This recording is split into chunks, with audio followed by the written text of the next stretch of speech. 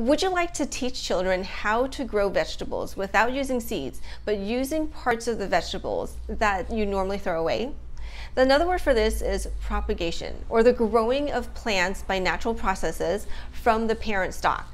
Like for example, here is what happened when I regrew the bottom of a bok choy. My name is Maria George, and in this video, I'm going to show you how to propagate some vegetables. I have 5 vegetables picked out, and I'm going to show you from beginning to end, from the time that we cut them, placing them into containers, and then what happens or what grew after 1 week, and then after 2 weeks, and then showing you what I will do at the end of 2 weeks to place them into soil or other containers to help them grow better. And so honestly, this is the first time that I've regrown most of these vegetables, so I'm learning right along with you. And then after we replant these growings, hopefully they'll grow, then I'm going to give you tips on what children can do to experience this, what they can do to help, and then what you can teach them and what children will learn through this life science activity. So we'll be regrowing romaine lettuce, green onions, garlic, carrots, and bok choy. For lettuce, you'll want to cut about 2 to 3 inches from the bottom. For carrots, cut about 1 inch or 2 from the top. Spring onions need about 2 to 3 inches cut from the bottom. To regrow bok choy, I have found that choosing the bigger size of bok choy instead of the baby bok choy grows better. So with bok choy, just cut about 1 inch or 2 from the bottom. To grow a head of garlic, choose large garlic cloves and peel the ones that you would like to grow.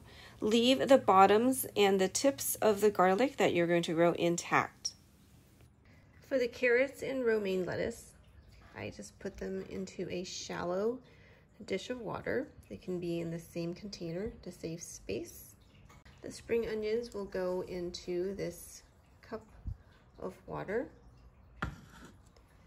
The bok choy, I'm just going to go ahead and put into their own cups with some water, just so that their bases are in the water.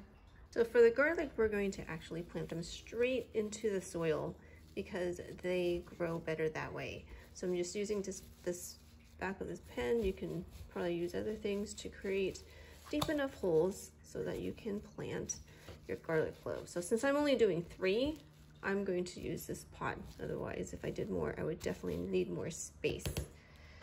And then when you plant them, just make sure that you put this part, the flat part, on the bottom, and then the pointy part is going to grow up. That's very important so that it will grow the correct way. And then we are going to cover them up. So here's the area that I'm going to put our veggies so they can grow. I put aluminum foil on the bottom. It's not a growing tactic. It's to try to keep my cats away from my plants. And it works for my other indoor plants, so hopefully the cats won't come and try to eat the veggies while they're growing. So we're gonna just wait and see, and when they grow, when they start to grow, I will show you what happens. So this is day 7 to see what happens after we put our cuttings into water. All right, so here is the garlic, some growth there. Spring onions have done really well. 3 out of the 4 carrots have some growth from them. The lettuce is doing quite well too. And then the bok choy, there's some green coming out of that. So it's been very exciting. I think that children would love to just be able to record what happens each day and to be able to talk about what they observe in terms of how their vegetables are growing. So we'll be back in about a week to just talk about what to do then, and then also to see how much more growth has happened in another 7 days. So stay tuned. Hey guys, it's 2 weeks after we started regrowing the vegetables. So let's take a look at what they look like now.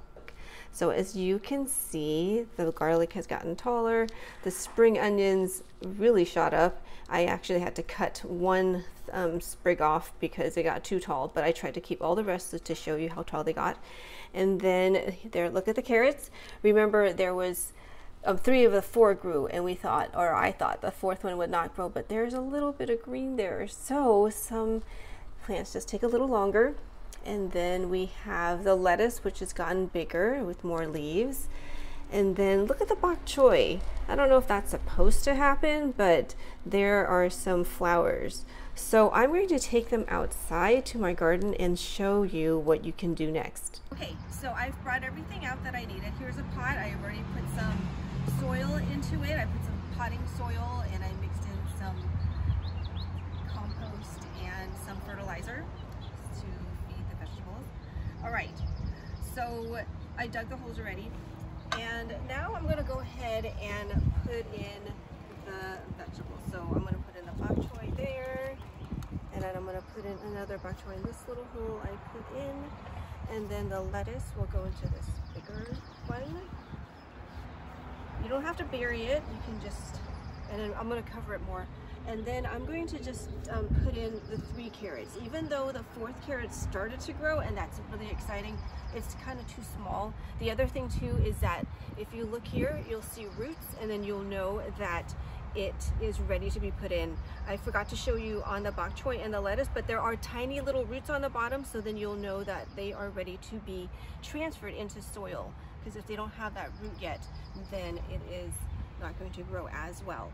So I'm going to go ahead and put the 3 carrots in, and then I'm going to cover it up. I'm not going to put in the spring onions, honestly, because they're so tall that I'm just going to just prune them and then just let them grow more, as you can see. But yeah, they're really tall, and I can probably use that for like stir fry later or something. But yeah, and so just cover it up and then let the leaves to show. You can also, instead of putting it into containers in the house, in the kitchen, you can just go ahead and put it directly into the soil. You will want to leave some part of it showing, so then it can grow the green part. And then the carrots, I'm just going to cover up the orange part and then let that grow. So for the garlic, I'm going to leave it its own container because it's happy there, and I'm not going to transfer it. In about a month to a month and a half, or even 2 months, then you can pull it out, and then you will have your own crop of garlic.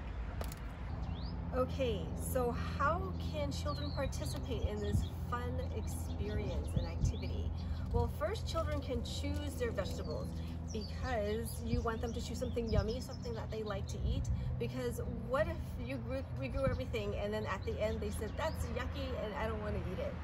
Then all they got was a regrowing experience, which is still fun, but you want them to be able to just enjoy eating what they choose to grow.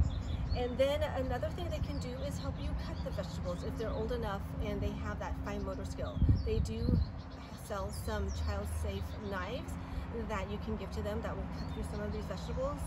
And then also another thing is that you can have them definitely help you place them in the containers that you have, and then add water, and then have them help you change the water. For most of this, I change the water about every 2 to 3 days. The spring onions, I changed it every day because it kind of got slimy. So I wanted to do that a little bit more often.